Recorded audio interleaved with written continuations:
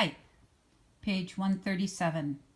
No stories about the execution-style murder of a 17-year-old gangbanger and father of two appeared on TV or in the newspapers. No politicians made speeches, but 2 weeks later, when a blonde 18-year-old college freshman disappeared in Mexico while on spring break, it was all over the TV for days, until she was found dazed and dirty, but otherwise okay, on a street corner. Grandma's funeral insurance paid for the burial. She didn't have life or health or any other kind of insurance, but every month she paid $48 to cover the cost of a funeral in case one of us died. When Nia became pregnant, she'd added LaRue to the policy. In her mind, the worst and most undignified thing that could happen was to end up in the Potter's Field, the place where the city put the lost souls who had no family or money for a proper burial. Nia stayed in bed and cried for days while Grandma and I took care of the twins. After a week, she went down to social services and applied for support, but they said it would be months before the paperwork went through. So each day, she left the babies with Grandma and went upstairs where Marcus gave her a job processing crack. Then Grandma came down with shingles. We had to prop her up with pillows on the couch. The disease gave her blisters on her face and arms, but the worst part was the pain. She'd wince and moan, and we knew that it was bad because usually she never complained about anything. It was so bad that she didn't even care about watching Judge Joe Brown. I called the clinic, and they said they had medicine that would help. The next morning the sun was out and the air felt warm and moist. There was even some robins hopping around the yard trying to pull worms out of the dirt. I was walking along Abernathy when I ran into Lightbulb with his head bowed and a sad look in his eyes. He didn't notice me until I was just a few yards away. "What's wrong?" I asked. He looked up, surprised, then hung his head. "Snoop's gone." "Sorry, man. Want to help me look for him?" "Can't. I've got to go down to the clinic and get medicine for my grandma." Lightbulb nodded. "Catch you later. Hope you find him." I got Grandma's medicine and was leaving the clinic when I noticed a beat-up old white Cadillac Seville across the street. A skinny, hype girl got out. It was morning, and she was wearing a short skirt and red high heels and lots of makeup, so it was obvious that she did what she did to support her habit. I started to look away and then did a double take. It was Lakita. She crossed the street, her ankles wobbly in those red high heels, and went through the special clinic door where junkies got their methadone. Meanwhile, the Seville stayed parked with its motor running. It was a sorry-looking vehicle. The red fabric of the roof was torn, one fender was crushed, a headlight was missing, and an old sun-bleached for sale sign hung in the rear window. Lakita came out of the clinic and went back to the car, but she didn't get in. She leaned in the window and handed the driver a small bottle of red liquid. In return, he slid her some dead presidents. The car pulled away. Lakita looked across the street and our eyes met.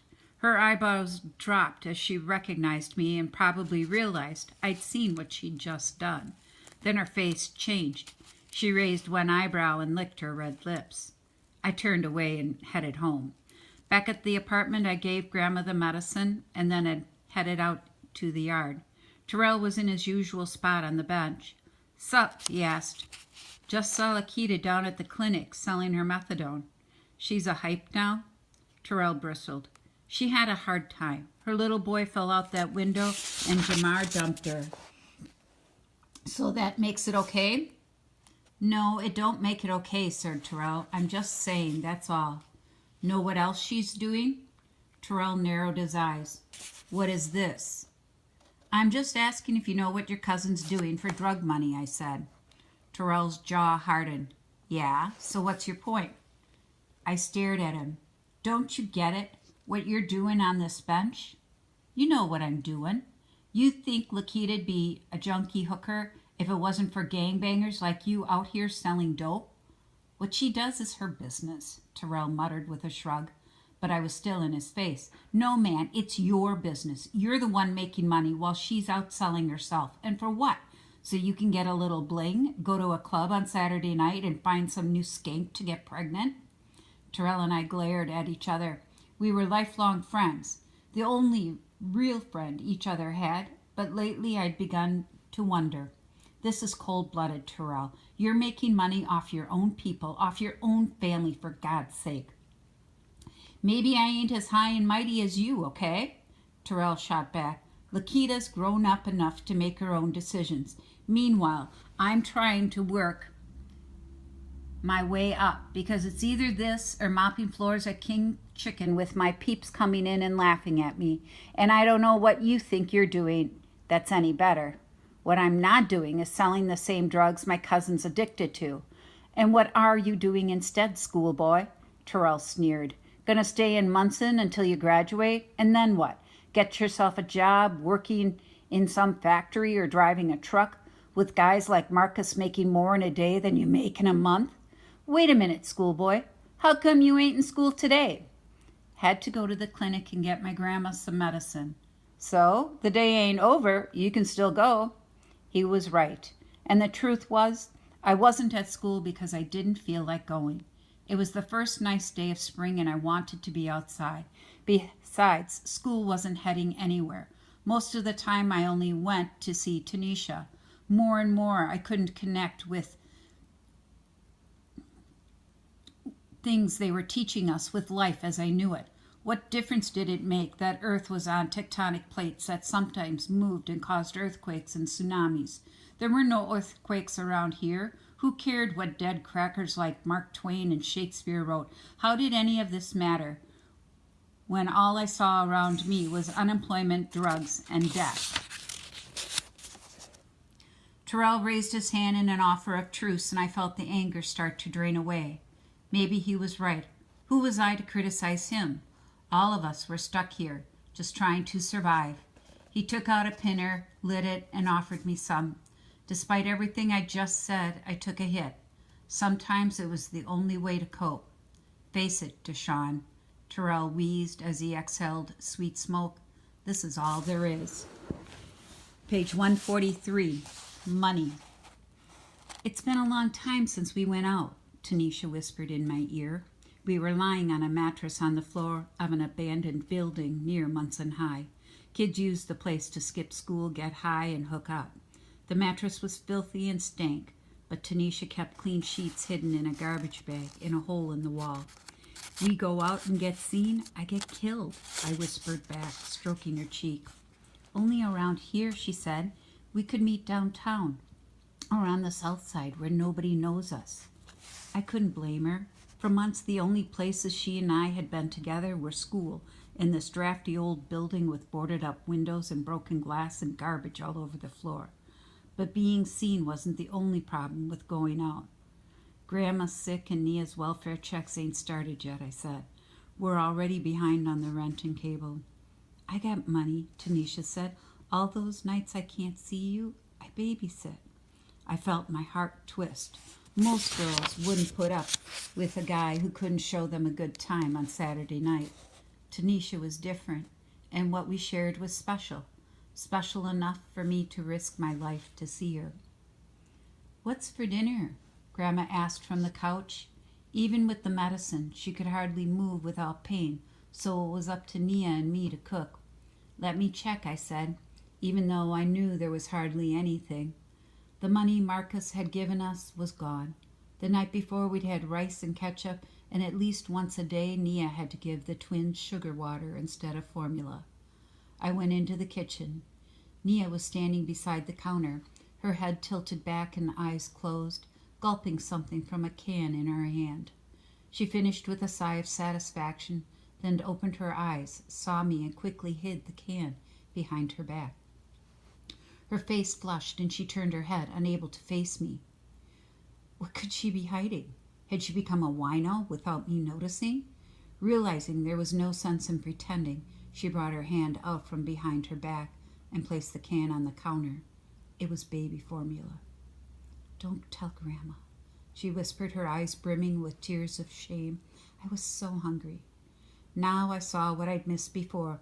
My sister was skinnier than I'd ever seen her. Her cheeks were hollow and her hands and wrists were bony. Anger rose up from deep inside, and I turned to leave. As I went through the living room, Grandma said, "Where are you going?" "To get some food." Nia followed me through the front door and out into the hall. You got money? She whispered. No, I said. There was money in the envelope Marcus had entrusted to me, but I'd given him my word. Facing that choice, I'd rather break the law. Then how? I turned away and headed downstairs, footsteps slapping, seething with fury, feeling like I wanted to hit someone or something as hard as I could. And that's what I figured I'd have to do with a rock or a brick.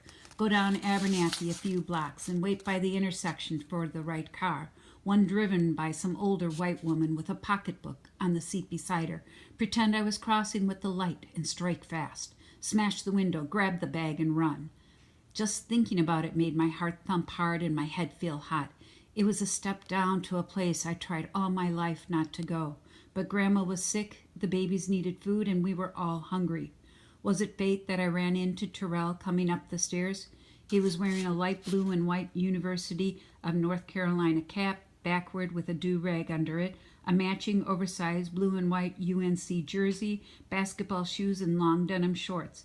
He was listening to an iPod, and on his wrist was a gold-plated watch with a thick gold band. Plus, he was carrying a shopping bag.